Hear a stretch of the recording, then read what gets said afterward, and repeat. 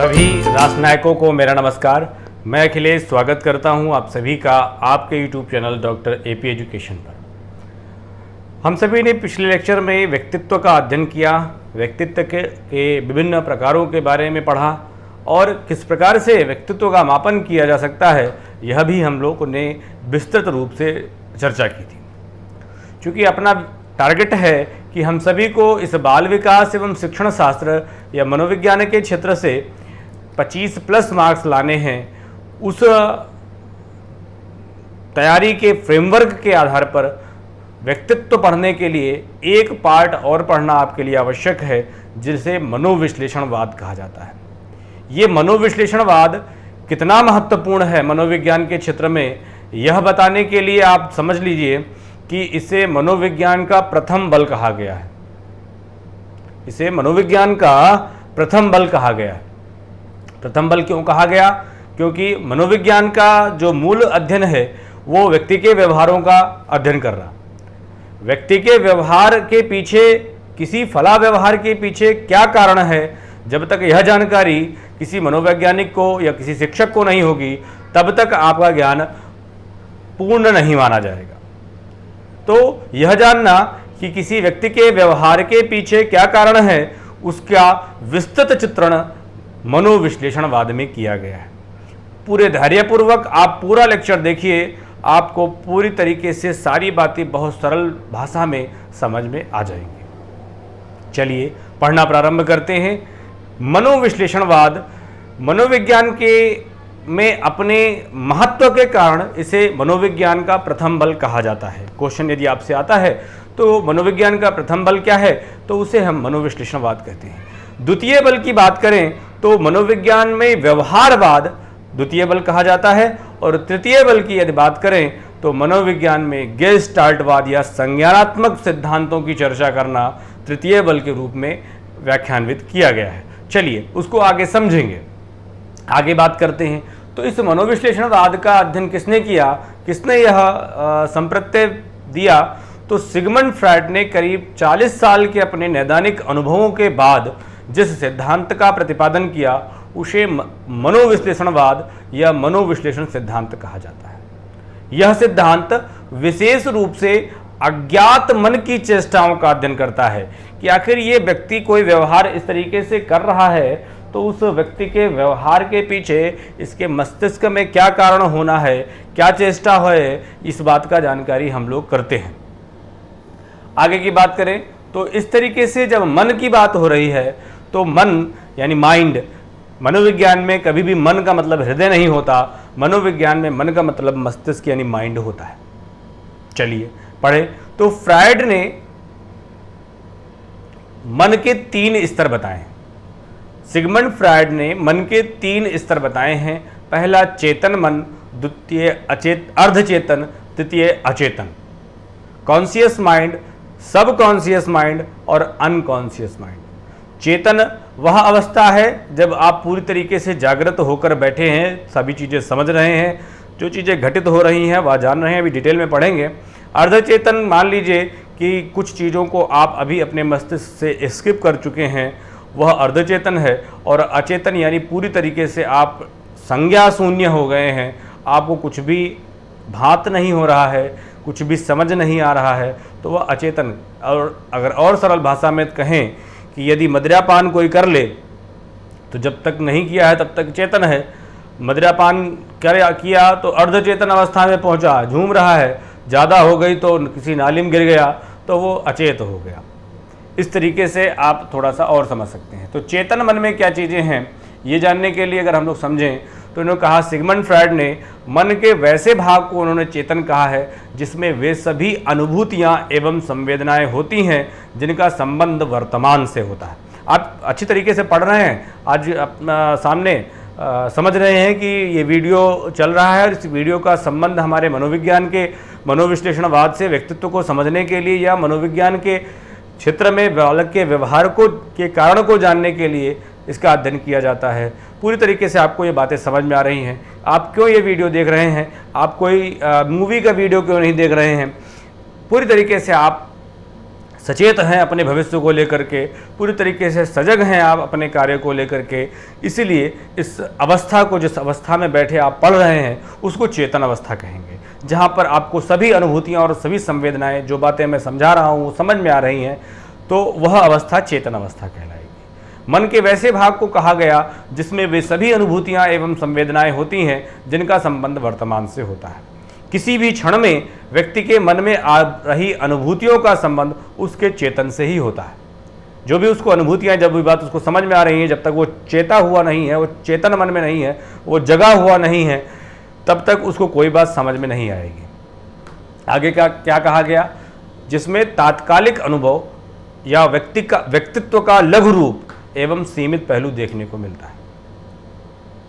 आप कोई चीज़ आपको बताई जा रही है, आप ध्यानपूर्वक सुन रहे हैं, भले आप अभी वो बात जान रहे हैं कि हाँ हमें क्या करना है क्या नहीं करना है, पूरी तरीके से सही गलत का निर्णय लेने के लिए आप पूरी तरीके से अपने मस्तिष्क को जगाए हुए हैं, तो वह आपका तत्कालिक अनुभव और व्यक्तित्व का लघु रूप, पूर्ण रूप नहीं है, लघु रूप है ये, क्योंकि अभी मस्तिष्क में कुछ चीज़ें छिपी हुई हैं। जैसे ही अवसर आप पाएंगे वह व्यक्त कर देंगे, वह कार्य व्यवहार, तो इसलिए इसको व्यक्तित्व का लघु रूप या सीमित पहलू कहा गया।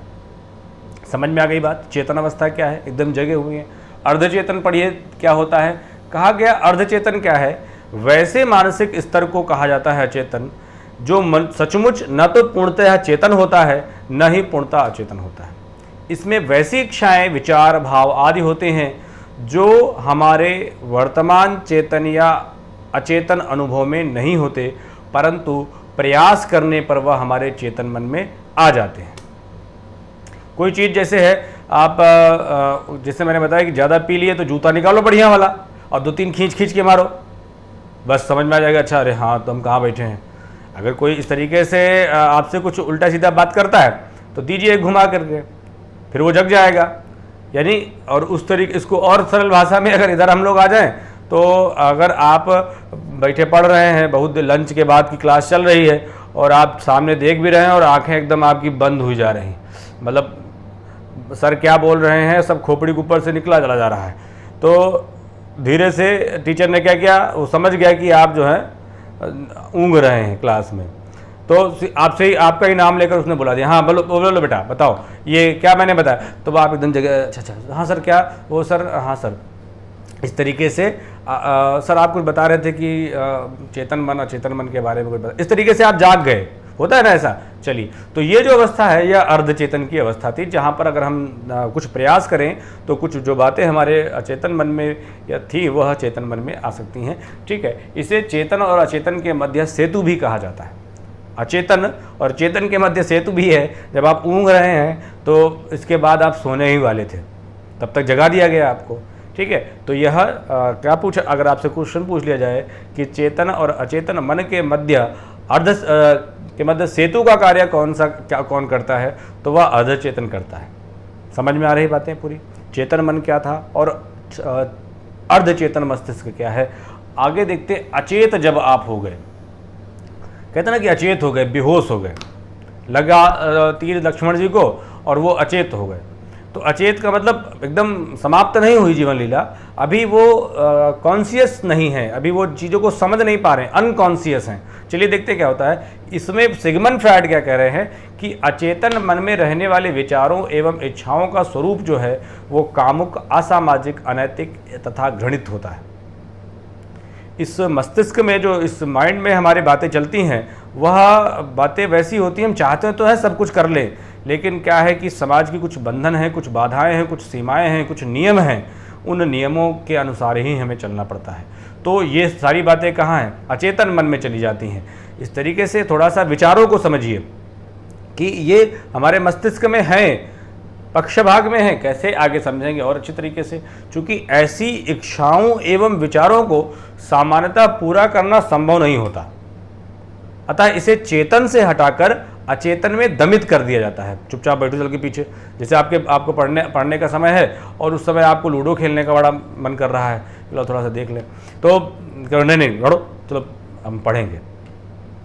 तो इस तरीके से आपने अपने मन में जो चेतन मन में चीज़ें आ रही हैं उसको दबित, जो ऐसे अनैतिक या ऐसे कार्य जो आपको लक्ष्य से हटा रहे हैं वो कार्य आ रहे हैं, वो विचार आ रहे हैं, तो उनको आप क्या करते हैं, उनको दमित करते हैं और पीछे भेज देते हैं। ठीक है, तो अचेतन में दमित करते हैं, परंतु ये इच्छाएं समाप्त नहीं होती, निष्क्रिय जरूर हो जाती हैं और अचेतन में आने का भरसक प्रयास करती। जैसे वीडियो खत्म हुआ, अच्छा एक राउंड खेल ही ले। ठीक है, तो ये जो इच्छाएं हैं, व्यक्ति का जो बात या व्यवहार है वह अचेतन मन की वजह से ज़्यादा निर्धारित होता है। इसी बात को आगे कहा भी जा रहा है और मैं आपको अभी प्रश्न के रूप में भी समझाऊंगा।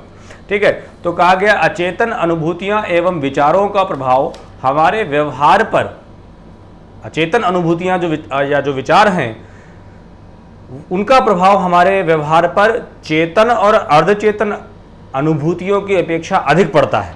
ये बात समझ लीजिए, इस बात को कहा है। और सिगमंड फ्रायड ने यह बात भी कही है कि व्यक्ति का जो अधिकतर व्यवहार है वह उसके अचेतन मन का प्रतिबिंब होता है। चेतन तो उसको बैलेंस करता है, जो चीज़ें आगे हैं। हम लोग और अच्छे तरीके से कौन कौन सी शक्तियां कार्य करती हैं व्यक्ति के किसी कार्य व्यवहार को संचालित करने के लिए, उसकी बात करेंगे। ठीक है, चलिए आगे देखते हैं क्या कहा उन्होंने। आगे कह रहे हैं, मन में दबी हुई भावनाएं जब अपनी अभिव्यक्ति एवं प्रकाशन नहीं कर पाती तो मन में इनकी गांठ बन जाती है, जिसे भावना ग्रंथि कहा जाता है। क्वेश्चन अगर आपसे पूछा जाए कि भावना ग्रंथि क्या होती हैं, तो वह इच्छाएं जिन्हें वर्तमान परिवेश के अनुरूप पूरा नहीं किया जा सकता और जिन्हें दमित कर दिया जाता है, उन्हें भावना ग्रंथि कहते हैं। चलिए आगे की बात करें तो फ्रायड ने बताया कि ये जो मन है हमारा, तीन तरह का, जो तीन स्तर हैं मन के हमारे, या तो हम चेतन अवस्था में है, या तो हम अर्धचेतन अवस्था में है, या हम अचेतन अवस्था में हैं।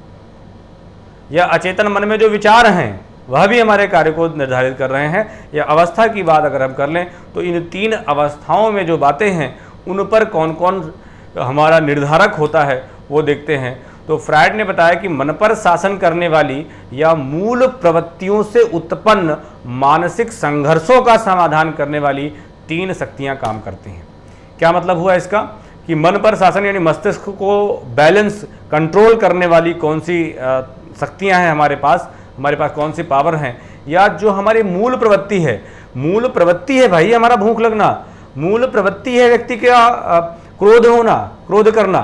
मूल प्रवृत्ति संवेग जितने भी हैं लगभग मूल प्रवृत्ति से संबंधित होते हैं, तो उसे आप समझ सकते हैं। तो इन मूल प्रवृत्तियों के कारण जो हम इच्छाएं प्रकट कर रहे हैं, उन मूल प्रवृत्तियों के कारण जो इच्छाएं प्रकट हो रही हैं, उनको बैलेंस करना, उनको कंट्रोल करने के लिए जो पावर काम करती है हमारे मस्तिष्क में, उसको सिगमंड फ्रायड ने तीन नाम दिए हैं। एक को कहा इदम या इड, इदम अहम परा अहम, इड ईगो सुपर ईगो कहा है। क्या कहा है? इड ईगो सुपर ईगो कहा है। क्वेश्चन किस प्रकार से आया है आपके यहाँ, अभी अहम के नियम पर कार्य करता है, वो आगे अभी और बात आएगी तब मैं आपको बताऊंगा। ठीक है, तो फिलहाल समझते चलते हैं और इस भाग में जितना मैं आपको बता रहा हूं उससे सबसे प्रश्न आपको मिल जाएगा। सारी बातें बस समझते हुए चलिए। अब क्या है इदम? क्या है भाई? इदम को उपाहम भी कहते हैं। इदम अहम पराहम तीन हमारे पास पावर हैं, हमारे मेंटल पावर हैं जो हमारे कार्य व्यवहारों को, कह लीजिए हमारे व्यवहारों को रोकती हैं या कंट्रोल करती है। रोकने का मतलब बाधित ना करना, उनको कंट्रोल करना, नियंत्रित करना। अच्छा भाई क्या है आइए देखें। तो उपाहम की बात हो रही है, उपाहम भी इदम को ही कहते हैं, इसलिए मैंने उपाहम लिख दिया यहाँ पर। तो उपाहम व्यक्तित्व का जैविक तत्व है। जैविक तत्व क्या है? मूल संवेग की बात करें ना, मूल प्रवृत्ति की बात करें, आगे देखते हैं। उपाहम व्यक्तित्व का जैविक तत्व है जिनमें उन प्रवृत्तियों की, उन स्वभावों, प्रवृत्ति मतलब स्वभावों की, उन प्रवृत्तियों का भरमार होती है जो जन्मजात होती है तथा जो असंगठित, कामुक, आक्रामक तथा नियम आदि नहीं मानने वाली होती। कैसे? आगे और पढ़ेंगे तो समझ में आएगा।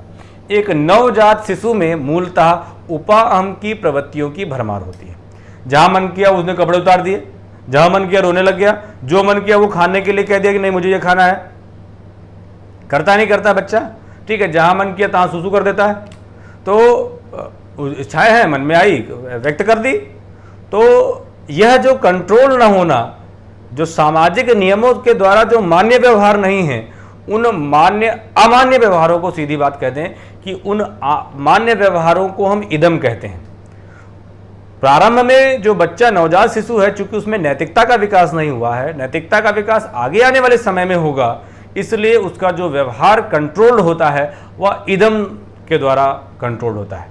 कोई बंदिश नहीं, कोई रुकावट नहीं, जैसा मन हो वैसा करो। अभी फिर क्या होता है, धीरे धीरे आगे बढ़ेगा। तो उपाहम की प्रवृत्तियाँ, क्वेश्चन पूछे जाते हैं इससे, इदम या इदम की जो प्रवृत्तियाँ हैं वो आनंद सिद्धांत द्वारा निर्धारित होती है। उसको मौज आनी चाहिए बस, उसको मज़ा आना चाहिए, उसको आनंद आने चाहिए बस।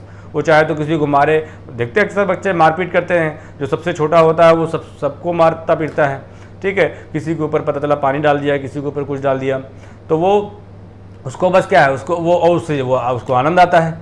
तो यहाँ पर सारी चीज़ें क्या हैं कि वह जो इदम है वो सिर्फ और सिर्फ प्लेजर प्रिंसिपल पर वर्क करता है, जिससे शरीर को आनंद मिले, शरीर को एक अच्छा अनुभव हो, उन सारी सिद्धांतों पर इदम कार्य करता है।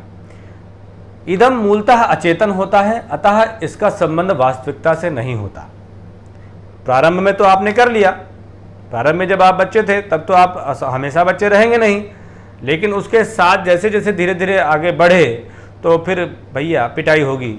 अगर आप पता चला कहीं गए हैं पार्टी में, बड़े अच्छे अच्छे कपड़े पहन के मम्मी पापा पहना के लेके गए हैं, और वहीं पे आपने कहा गर्मी हमको बहुत तेज लग रही है, चिल्लाने लग गए और सारे कपड़े उतार दिए, बाल बाल एकदम नोच दिए, और फिर तो वहाँ तो चलो फिर नहीं मार पड़ी, लेकिन घर पर आए तो बहुत तमाचा मारा गया, ठीक है। ये सबके साथ हुआ होगा, ठीक। तो फिलहाल आगे आते आते इदम की जो व्यवहार है, चूंकि सामाजिक रूप से मान्य नहीं है, इसलिए वह मूलतः अचेतन होते हैं, अचेतन मन में रहते हैं, और इसका संबंध वास्तविकता से नहीं होता। क्वेश्चन भी पूछा जाता है कि जिसका संबंध वास्तविकता से नहीं होता वो क्या है।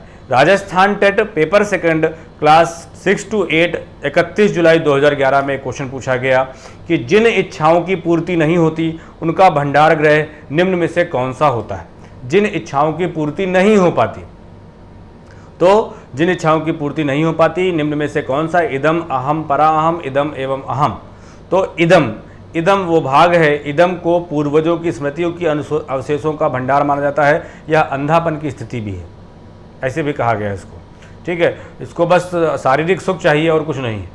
चलिए भाई, अब अगर आप इदम के रूप में आपका व्यवहार कंट्रोल हो रहा है, तो हम उपाहम मूलतः दो उपक्रमों को अपनाता है, सहज प्रक्रिया और प्राथमिक प्रक्रिया।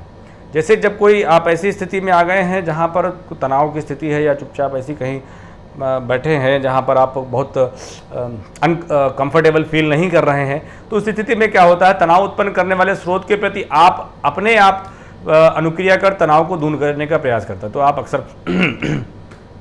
अच्छा, तो आप कहीं ऐसे अनकंफर्टेबल जोन में पहुँचते हैं तो आपको छींक अपने आप आने लगती है, आपकी आंखें एकदम से होने लगता है, ठीक है। तो उस व्यवहार को देखकर आप समझ जाएंगे कि the person is not feeling comfortable, ठीक है। और वह उसके अंदर की जो इदम की इच्छाएं हैं वह व्यक्त होना चाह रही हैं, तो फिलहाल तो वह कंट्रोल कर रहा है, ठीक है। आगे की बात देखते क्या है। प्राथमिक प्रक्रिया। प्राथमिक प्रक्रिया में व्यक्ति वैसे उद्दीपक जिनसे पहले इच्छा की संतुष्टि होती थी के बारे में कल्पना कर अपना तनाव दूर कर लेता है।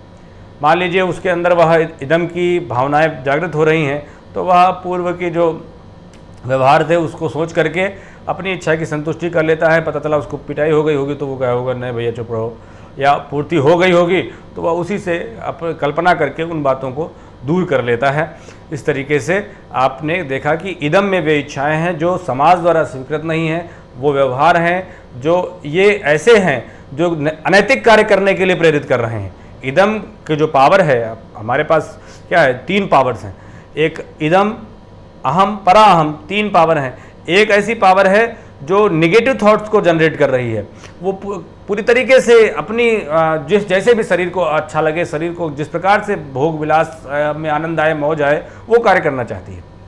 लेकिन एक और पावर है, वो क्या करती है, चलिए उसका नाम देखें क्या है। अहम, जिसे कहा गया ईगो। अहम, यह मन का वह अंश है जिसका विकास बाहरी पर्यावरण से होता है और इसका संबंध वास्तविकता से होता है। आपका जो व्यवहार वर्तमान समय में, भले आपके मस्तिष्क में कितनी भी अनैतिक इच्छाएं आ रही हों, लेकिन आप जानते हैं कि ये स्थान वह नहीं है जहां पर हम उन इच्छाओं को व्यक्त कर सकें। तो आप कंट्रोल्ड करते हैं अपने आप को।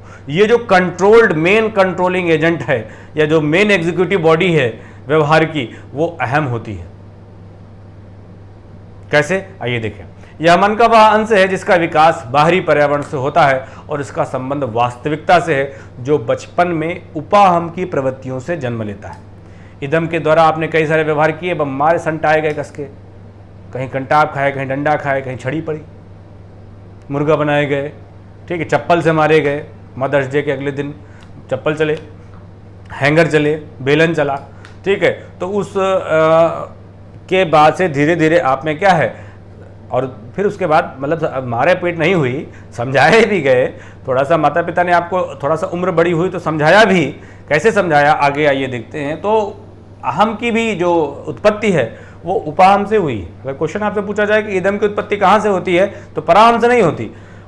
कहाँ से होगी, इदम से ही होगी। इदम को एडिट किया जाएगा, उसको संशोधित किया जाएगा कि नहीं नहीं बेटा ऐसे व्यवहार नहीं करते, ये गंदी आदत है, ये समाज द्वारा स्वीकृत नियम नहीं है। तो अहम वास्तविकता सिद्धांत यानी रियलिटी प्रिंसिपल द्वारा नियंत्रित होता है। क्या चीज़ करनी चाहिए, क्या नहीं करनी चाहिए, इसका जो मेन कॉन्सेप्ट है यानी जो चेतन अवस्था है वह आपकी अहम की अवस्था है। अहम को व्यक्तित्व का निर्णय लेने वाला या कार्यपालक शाखा कहा गया है, एग्जीक्यूटिव ब्रांच कहा गया है। यही मूल तरीके से व्यक्ति का व्यक्तित्व या व्यक्ति का व्यवहार कंट्रोल्ड करता है या एग्जीक्यूट करता है, आगे बढ़ाता है, ठीक है। इसलिए क्वेश्चन आपसे बहुत बार पूछा गया है विभिन्न परीक्षाओं में कि व्यक्तित्व की एग्जीक्यूटिव बॉडी कौन सी है, कार्यपालक शाखा कौन सी है। तो व्यक्तित्व की कार्यपालक शाखा जो है वो आपकी अहम है, ईगो है। आगे आपसे पूछा जाएगा कि नैतिक कमांडर कौन होता है, उसकी बात मैं आपको अलग बताने वाला हूं अभी। चलिए आगे देखते हैं क्या क्वेश्चन बन रहा है या क्या बात कर रहे हैं। तो अहम अंशतः चेतन, अंशतः अर्धचेतन और अंशतः अचेतन होता है, इसलिए अहम द्वारा इन तीनों स्तर पर ही निर्णय लिया जाता है। मान लीजिए कुछ चीज़ें एकदम दमित व्यवहार हैं, उनके बीच का भी थोड़ा सी बात वो लेता है।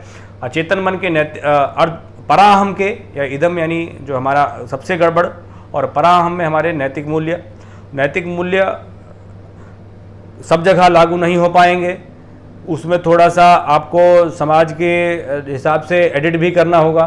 तो इन दोनों के बीच का जो बैलेंस बनाकर चलता है वो आपका अहम होता है। तो इसमें तीनों अवस्थाएं होती हैं, चेतन मन का भी पूरी तरीके से बात होती है, अर्धचेतन में जो चीज़ें हैं उनकी भी बात होती है, और अंशतः अचेतन की भी बातों को वह मिश्रित करके पूरा एक व्यक्तित्व का निर्माण करता है। इसीलिए गत्यात्मक संगठन मैंने आपको बताया था।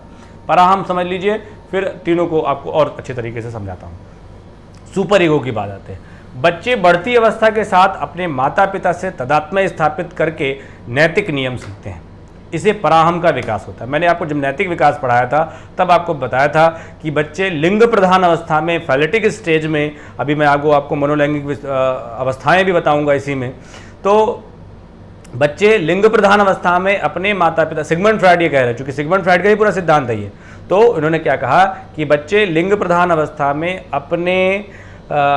अपने लिंग के माता पिता से तादात्म्य स्थापित कर ऐसे नियम सीखते हैं जिससे उनमें पराहम का विकास होता है। अब आप बताओ, क्या आप जब कोई माता अपनी लड़की को कोई गलत बात सिखाती है क्या?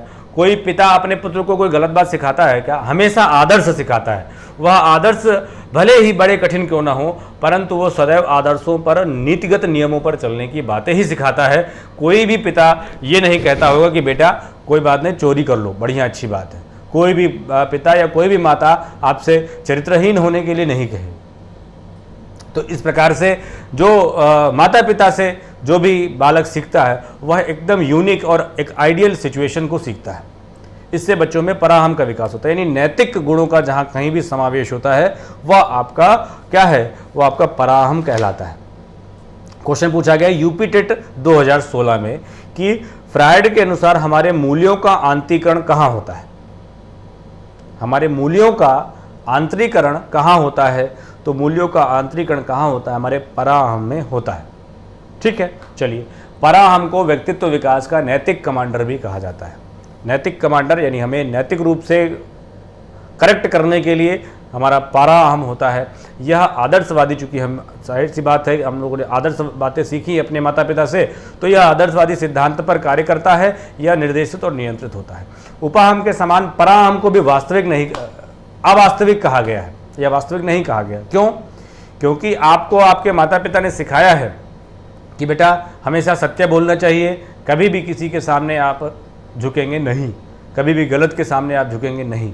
लेकिन कभी कभी ऐसी परिस्थितियां होती हैं जब आपको गलत व्यवहार देखकर भी मुंह घुमाना पड़ता है। वो क्या होता है, आगे इसको भी समझ लेते हैं। उपाहम के समान पराहम का को भी अवास्तविक कहा गया है, क्योंकि पराहम इस बात का ख्याल नहीं रखता कि अहम को नैतिक आदर्शों को पूरा करने में किन कठिनाइयों का सामना करना पड़ेगा। मान लो आपसे सिखाया गया कि आपको पूरी तरीके से ईमानदार रहना है, पूरी तरीके कहीं पर भी एक भी रिश्वत नहीं लेनी है आपको अपनी नौकरी लग जाने के बाद, परंतु आप एक ऐसे तंत्र में पहुंच गए हैं जहां पर भ्रष्टाचार एक शिष्टाचार बन चुका है और उस तंत्र में व्याप्त कमियों को दूर तभी किया जा सकता है जब आप उस तंत्र में बने हैं, तभी आप उसको दूर कर सकते हैं। उसको छोड़कर कम ऑफ करके आप उस पर उसको नियंत्रित नहीं कर सकते, उसको सही नहीं कर सकते, करेक्ट नहीं कर सकते। तो आपको you will have to change your behaviour, otherwise you will have to modify your behaviour. तो इस तरीके से आप अपने व्यवहार को थोड़ा सा संशोधित करते हैं। वह संशोधन करना अहम कहलाता है। वो जो अहम है वो कंट्रोल करता है, क्योंकि जानता है कि मुझे जो सिखाई गई बातें हैं वह सिखाई गई बातें तो अच्छी हैं, उनको मैं अपने मन में अंतर्गत किए हुए हूँ और उस कार्य व्यवहार को मैं करूँगा। मैंने आपको नैतिक विकास में बताया भी था कि अहम और पराहम की बातें जब कही थी कि जब ऐसी स्थिति आती है, अहम और अंतः आदर्श, आपको पढ़ाया था ना दो चीज़ें, अहम आदर्श और अंतःकरण में जो चीज़ें होती हैं उनके साथ व्यक्ति व्यवहार करना प्रारंभ करता है, परंतु दोनों के बीच जो मैनेजमेंट करना है वह अहम करेगा। तो मन की तीनों अवस्थाएं पराहम में उपस्थित होती हैं। जहाँ कहीं आवश्यकता पड़ती है हम आदर्श रूप में व्यवहार करते हैं, जहाँ कहीं आवश्यकता थोड़ी सी स्थितियाँ परिस्थितियाँ ऐसी हैं तो वो अहम हमारा एग्जीक्यूट करता है। तो एक तरफ आपके मस्तिष्क में कैसा कंट्रोल या चल रहा है या कैसी सुपर पावर काम कर रही है, एक तरफ ऐसी अनैतिक इच्छाएं जो व्यक्त होना चाहती हैं, एक तरफ वो इच्छाएं जो रोकना चाहती हैं। तो अच्छी इच्छाएं बुरी इच्छाएं, इन दोनों के बीच में आदमी क्या होता है, परेशान हो जाता है। तो वो जो इन दोनों का बैलेंस बनता है उसको हमारा ईगो कहा जाता है। जैसे आपने एक मूवी देखी होगी चांदनी चौक टू चाइना, उसमें अक्षय कुमार के एक कंधे पर दूत आता है काला वाला और एक वाइट वाला, ठीक है। वो दोनों एक उसको अनैतिक कार्य करने के लिए बोलता है, एक उसको अच्छा कार्य करने के लिए बोलता है, ठीक है। तो दोनों की बातों को सुनकर अक्षय कुमार जो है वो निर्णय लेते हैं। तो जो वो निर्णय ले रहा है व्यक्ति वह उसका अहम है और एक पार्ट उसका इदम है और एक भाग उसका पराअहम है या सुपर ईगो है, ठीक है। तो ये बातें आपको आई थिंक समझ में आई होंगी। अभी तक मैंने आपको ना डिस्टर्ब किया चैनल सब्सक्राइब करने के लिए, ना कहा। आप एक ऐसे स्तर पर हैं जहां पर आप अपना अच्छा बुरा सोच सकते हैं और जान सकते हैं कि कौन सा तथ्य कहां पर हमें उचित और प्रमाणित मिल रहा है। और आगे थोड़ा सा पार्ट है, कवर करके ख़त्म करते हैं। मनोलैंगिक विकास, जहाँ पर चीज़ों के बारे में पूछा गया है, आपसे क्वेश्चन पूछे गए हैं आपकी परीक्षा में, तो उसी पूरे टारगेट को हम लोग ध्यान में रखेंगे। क्या है लिबिडो वर्ड, क्या है, इस बात को सब लोग समझेंगे। कहे तो सबसे ज़्यादा एडल्ट जो कॉन्सेप्ट की बात हो रही है तो वो सिगमंड फ्रायड है। अच्छा भाई, तो फिलहाल आपका नैतिक कर्तव्य जो है उसे आपको पूर्ण करना है, मेरा नैतिक कर्तव्य जो है वो मैं पूर्ण कर रहा हूँ। जब तक सहयोग आपसी नहीं रहेगा तब तक कोई कार्य पूर्ण नहीं हो पाएगा। तमाम बाधाएं आती हैं, तमाम मेहनत होती है, तो उन सबको मैं देख करके कार्य कर रहा हूँ। तो आपका नैतिक कर्तव्य बनता है कि आप इसको ज़्यादा से ज़्यादा अपने दोस्तों में डिस्ट्रीब्यूट करिए और सब्सक्राइब जरूर करिए। ये आपका एक मोरल ड्यूटी है, एक नैतिक कर्तव्य है। चलिए आगे बढ़ते हैं। अब आपने इस प्रकार से देखा कि हमारे मन के 3 स्तर थे, चेतन, अर्धचेतन और अचेतन। उसी मन की अवस्थाओं को नियंत्रित करने वाले या हमारी मूल प्रवृत्तियों को कंट्रोल करने वाले 3 प्रकार की शक्तियों का हम लोगों ने अध्ययन किया सिगमंड फ्रायड के अनुसार ही, जिसे हमने इड, ईगो, सुपर ईगो कहा है। और अब आप अच्छी तरीके से थोड़ा सा मन मस्तिष्क में मनन करेंगे तो जानेंगे कि कौन सा व्यवहार व्यक्ति, देखिए जो इदम की इच्छाएं हैं आप उसको कह सकते हैं वो अचेतन में चली गई, दबा दिया आपने। तो अचेतन की इच्छाएं बार बार व्यक्त होने, यानी इदम की इच्छाएं बार बार व्यक्त होने का प्रयास कर रही हैं। उन्हें पराहम रोक रहा है, नहीं नहीं नहीं नहीं ये बातें नहीं करते, और अहम दोनों के बीच में कोऑर्डिनेट करके बातें कर रहा है।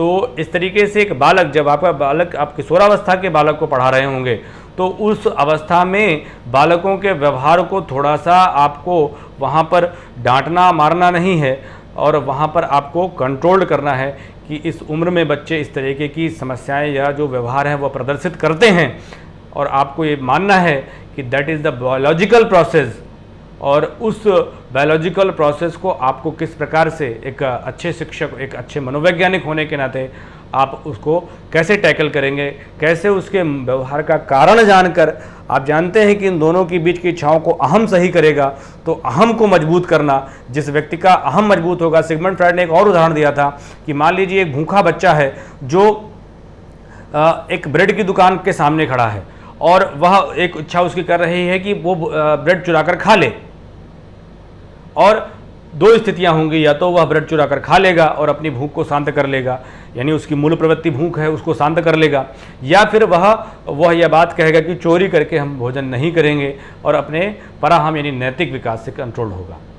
तो और सिगमंड फ्रायड ने कहा कि एक अच्छा व्यक्तित्व वो होगा, यानी पराहम के द्वारा जो निर्धारित होता है, जो पराहम के द्वारा कंट्रोल होता है, वो एक अच्छा व्यक्तित्व कहलाएगा। अगर एक मजबूत व्यक्तित्व का व्यक्ति है तो वह कहेगा कि नहीं, मैं चोरी करके नहीं खाऊंगा, मैं अभी मेहनत करूंगा, इससे संबंधित उतना धन इकट्ठा करूंगा, तब मैं ब्रेड खरीदूंगा और भोजन प्राप्त करूंगा। तो इस तरीके से आप व्यक्तित्व विकास और व्यक्तित्व के पीछे के कारणों को समझ सकते हैं और आप बच्चों को सिखा सकते हैं। चलिए, मनोलैंगिक विकास, अगर इन्होंने जिस तरीके से बच्चों के आप कुछ व्यवहार देखते हैं जो आपको बड़े अजीब से लगते हैं, वो भी आज समझेंगे, हम लोग जान लेंगे। तो मनोलैंगिक विकास इन्होंने कहा, तो फ्रायड के अनुसार, ये बार बार ई लिख गया है, यहाँ पर या है, फ्रायड है, फ्राइड नहीं है।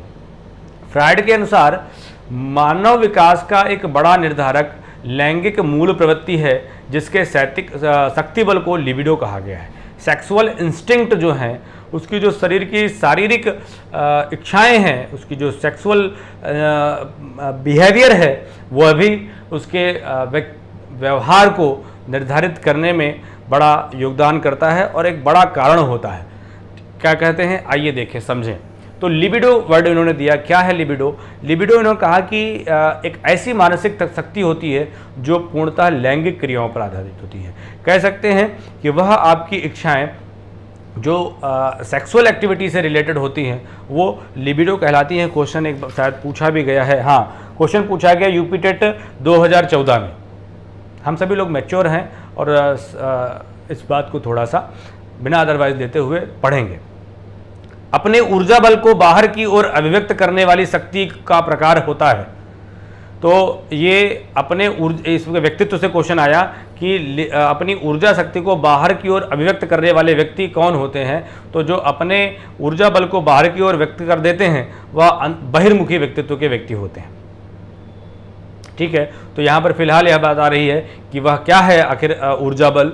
तो यह ऊर्जा बल एक ऐसी मानसिक शक्ति है जो पूर्णतः लैंगिक क्रियाओं पर, बहुत कुछ लोग ऐसे होते हैं जो तुरंत व्यक्त कर देते हैं अपनी बातें, कुछ लोग संकोच करते हैं। तो इस तरीके से स्थितियां हैं।